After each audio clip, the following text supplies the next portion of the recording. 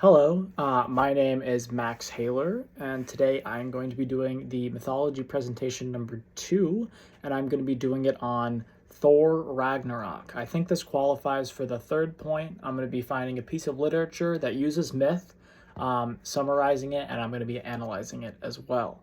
So, to first summarize this movie, Thor Ragnarok, it's basically part of the MCU, Marvel Cinematic Universe.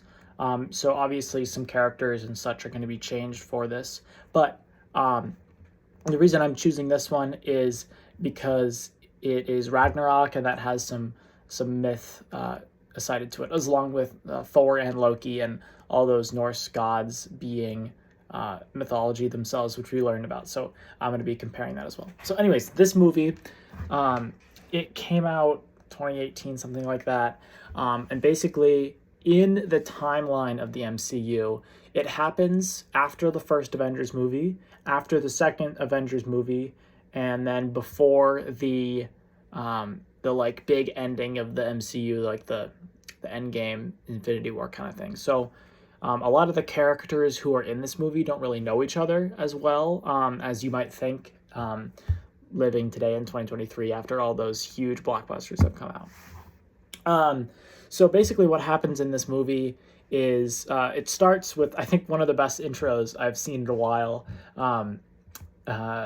Surtur, this like fire god who eventually ends up destroying Asgard, has Thor chained up, and there's some funny interactions with that. But anyways, basically it gives exposition for the plot of how Ragnarok will destroy Asgard and that he's the one to do it.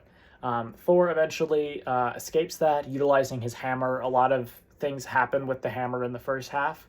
And then he goes back to Asgard, meets up with Loki, and then they're trying to find their father. So they try and find their father. They meet with Doctor Strange, who's another character in the MCU, who is interesting how these characters that aren't in Norse mythology are now told within the story of Norse mythology, but these characters from modern times are added to it. I think that's interesting. Anyways, so they then go find Odin. Odin is then like, peace out, I'm gonna head out, and then like dissolves on the side of a cliff in Norway. And then right as Odin dies, Hela is spawned. And so Hela in the movie is she is Odin's daughter. She is Odin's first child. And previous to this, you'll get this backstory later on in the movie. But basically Hela in the movie fought with Odin to win a bunch of wars, to like consolidate 9 realms and all that jazz, and have Asgard be like the top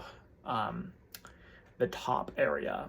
Anyways, so that continues on, and then Hela obviously like fights with them, and then she takes over Asgard, and then Loki and Thor are shot off into different areas.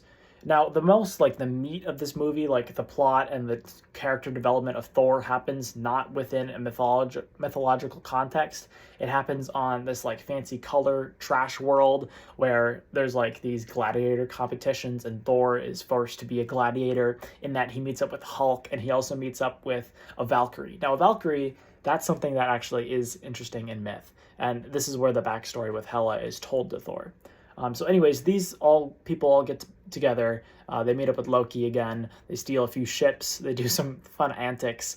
But eventually they get back to Asgard, and Loki, Thor,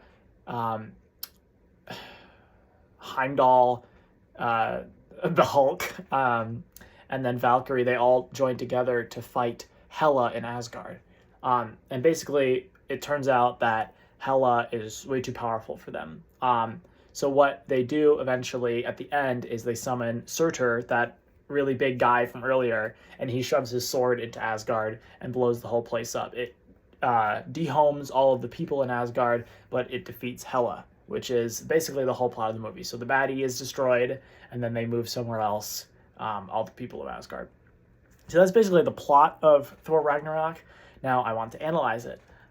So for my analysis, I'm going to start just saying I love this movie. I think it's one of my favorite NCU movies. It's really funny. It's quick. There's some really heartfelt moments in it as well, but it also has some ties with Norse mythology, which I think is super interesting. Um, it fits into the MCU well, in my opinion, and it also it works as a standalone movie.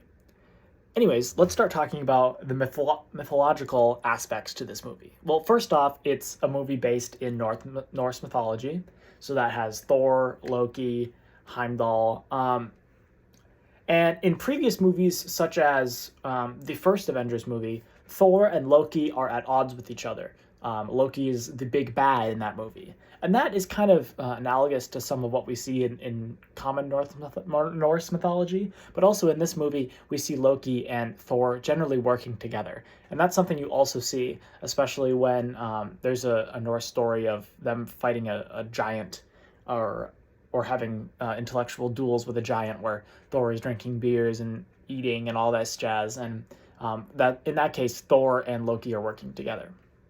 Now, there are some differences between the Ragnarok story told in Norse mythology and also the Ragnarok story told within this 21st century movie. So I wrote some of them down. First off, Hela is the daughter of Loki in Norse mythology. In the movie, like I said, Hela is the daughter of Odin. But in real life, Loki is actually the father of Hela. But I think just for like story reasons, that was chosen to be switched up. Also, in the movie, only Asgard is destroyed. So the rest of the 9 realms, including Earth, are saved. They're perfectly fine, basically.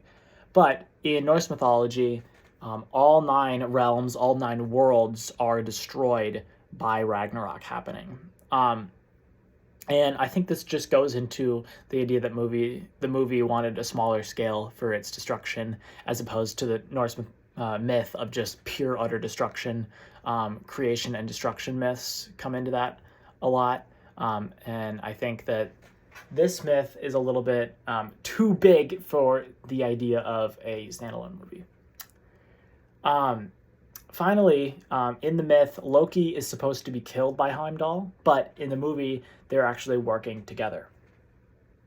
So with this, I just want to say that there are also some fun characters that come in to this movie that are also in Norse mythology that I think not a lot of people knew about before these movies came out. And I think that's one of the good parts of these movies.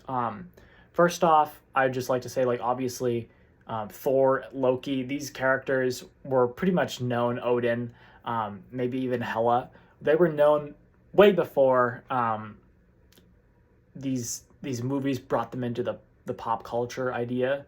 I mean, people knew about them just even in pop culture in the 20th century, in the 18th century, in modern times. But I think what these movies help do is push forward an interest and a genuine liking towards these characters, and also bring in new characters that are present within the myth, such as the Valkyries, or Valkyrie. I'm not sure how to pronounce that. Anyways, but these characters are female warriors who fly in on these horses with wings, and I think that without this movie, I don't know if they would have gotten the same attention as they did, and they do now. Obviously, within reading these Norse mythologies in this class, it helped me learn this, but I mean, people who are 12 are watching these movies, so I think that helps people get to know the characters a little bit more. Also, Heimdall is in this movie. He's a huge part in Norse mythology, and not a lot of people have known about him previously, obviously, that aren't studying mythology. And then finally, Fenrir, the wolf.